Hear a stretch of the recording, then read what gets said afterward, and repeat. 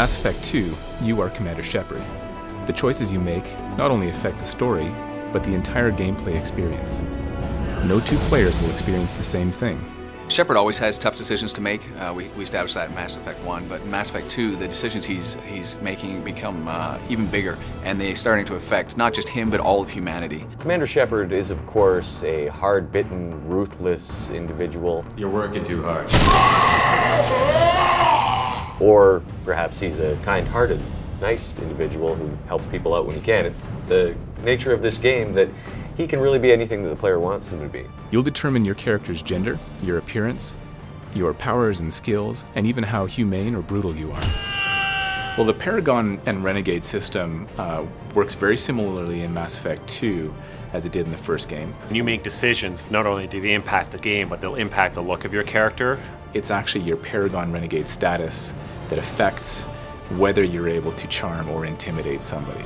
Time to spill a little merc blood. Glad to see you haven't changed. This game, we wanted to give you the ability to personalize your armor. You can choose color, tint, there's camouflage, there's striping, there's various material variants. You get the armor that performs the way you want it and looks the way you want it. The player will appear in all cutscenes exactly the way they want to appear. So all their armor will be there, all their exact guns. So that's really exciting because it helps to draw the player that much more into the cinematic experience, because that is their character playing out that adventure. Well, I think everybody loved the idea that you could go off the beaten path of the story and explore the galaxy. In Mass Effect 2, you're actually burning fuel. When you actually get there, you feel like you've really gone somewhere far away. Scan planets by moving the scanner around, turning the planet.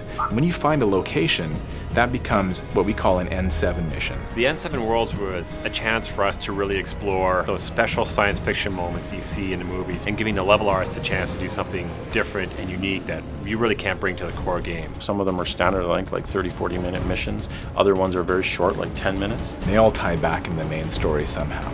They relate to the Collectors, they may relate to the Reapers, ongoing stories with various mercenary groups, Cerberus. These things are all kind of woven through the expanded galaxy. They're optional. You don't have to go out and do these things. But because the idea of Mass Effect 2 is getting ready for a suicide mission, you want to make sure that you have all the upgrades that you need.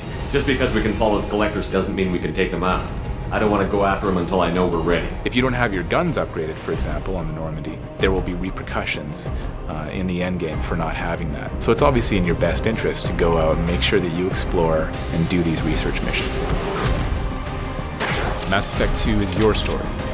How will you play? The more people we have on our side, the better our chances of success. Shepard! We need to keep building up the team. It's your call, Commander. Whatever you decide, we're with you.